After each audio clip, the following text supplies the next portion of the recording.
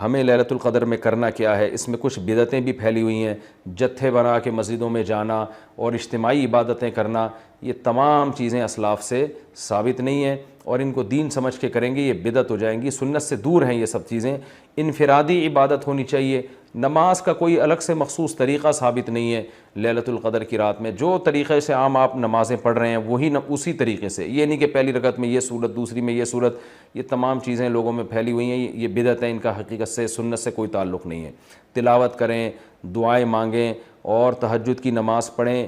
جتنے نوافل اللہ آپ کو توفیق دیتا ہے, آپ جیسے عام معمول ہے نوافل پڑھنے کا اسی طرح پڑھیں. اور بہتر ہے گھر میں عبادت کریں. گھر میں اگر مشکل ہو رہی ہے تو مسجد میں بھی جا سکتے ہیں, لیکن نوافل گھر میں پڑھنا یہ مسجد میں پڑھنے سے زیادہ افضل ہے. مسجد میں شور شرابہ کرنا, لیلۃ القدر کے نام پہ جتھے بنا کے بیٹھنا, پھر لیلۃ القدر کی رات پہ پوری رات پروگرام چلنا مسجدوں میں, یہ سب چیزیں لوگوں کو عبادت سے غافل کرنے والی ہیں. بیان بھی ہونے چاہیے مختصر, آدھا گھنٹہ ہو گیا, 1 گھنٹہ ہو گیا, باقی وقت عبادت میں لگانا چاہیے.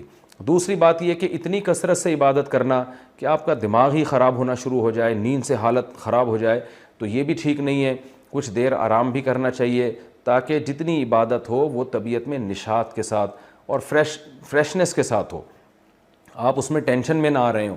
اور ایک اہم بات یہ بھی ہے کہ اصل عبادت گناہ چھوڑنا ہے. آپ صلی اللہ علیہ وسلم نے لیلۃ القدر میں ہمیں جو دعا سکھائی ہے اس دعا کا مفہوم بھی یہی ہے. صحیح حدیث میں دعا آتی ہے کہ لیلۃ القدر میں یہ دعا مانگو, اللہم انک عفو تحب العفو فاعف عنا. اے اللہ تو سراپا معافی ہے, معافی کو پسند کرتا ہے, ہمارے گناہوں کو معاف کر دے. تو اس سے پتہ چلتا ہے کہ لیلۃ القدر میں نبی ہمیں یہ سکھا رہے ہیں, یہ سمجھا رہے ہیں کہ گناہوں سے توبہ کرنی ہے, معافی مانگنی ہے. ظاہر ہے جس جرم سے معافی مانگی جاتی ہے تو اسی بیس پہ مانگی جاتی ہے نا کہ آئندہ آپ چھوڑنے کا عہد کر رہے ہو. آپ نے کسی کا دل دکھایا, کسی کو ٹینشن دی, اب آپ اس سے سوری کر رہے ہیں, وہ کہتا ہے ٹھیک ہے آئندہ ٹینشن نہیں دینا. آپ کہتے ہیں دوں گا تو میں آئندہ بھی تمہیں ٹینشن, تو وہ کہے گا پھر یہ تو معافی نہیں, یہ تو معافی کے نام پہ مذاق ہو گیا بھائی. تو نبی جو ہمیں دعا سکھا رہے ہیں اس میں اصل بتا رہے ہیں کہ لیلۃ القدر کی رات میں اللہ سے دعائیں مانگ کر توبہ کرنی ہے. تو اس رات میں آپ عبادت کریں, اللہ سے دعا مانگیں. اور دعا کیا مانگیں کہ اللہ جو گناہ ہماری زندگی میں ہیں ان سے ہم توبہ کرتے ہیں اور آئندہ ہمیں ان سے بچنے کی توفیق عطا فرما.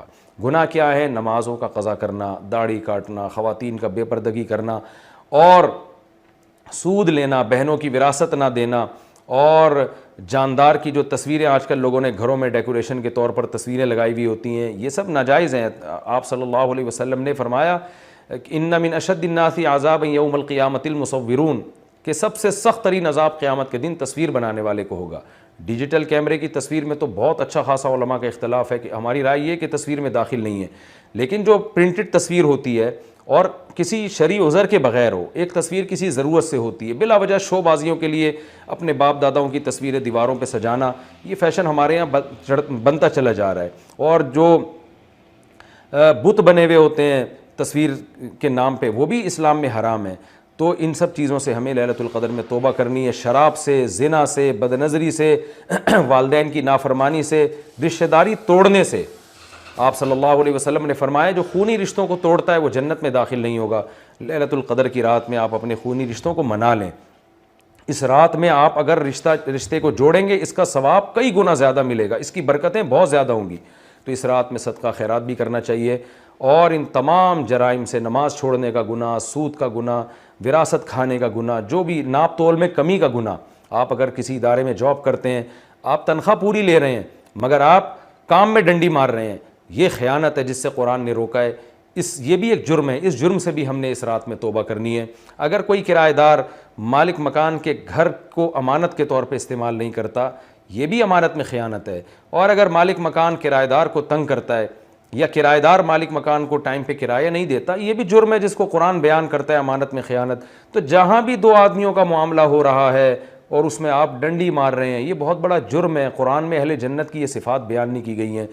تو اخلاق کو اپنے درست کرنا. آپ صلی اللہ علیہ وسلم نے فرمایا منافق کی 3 نشانیاں ہیں, بات کرتا ہے, جھوٹ بولتا ہے, امانت دی جائے تو خیانت کرتا ہے, اور جب کسی سے بحث مباحثہ کرتا ہے تو گالم گلوچ پہ آ جاتا ہے. آج دیکھیں دفتروں میں کیا حال ہے, بات بات پہ گالیاں, ذرا سا کوئی مسئلہ ہوتا ہے فوش فوش گالیاں نکالنا شروع کر دیتے ہیں. تو یہ تمام چیزیں ایسی ہیں جن سے ہمیں اس رات میں توبہ کرنی ہے. اللہ تعالیٰ سے دعا ہے کہ لیلۃ القدر کی رات اللہ ہم سب کے لیے خیر اور برکت والی بنائے، اور اس رات میں ہمیں عبادت کی توفیق عطا فرمائے، اور اس رات میں ہمیں گناہوں سے سچی توبہ کی توفیق عطا فرمائے۔ وما علینا الا البلاغ۔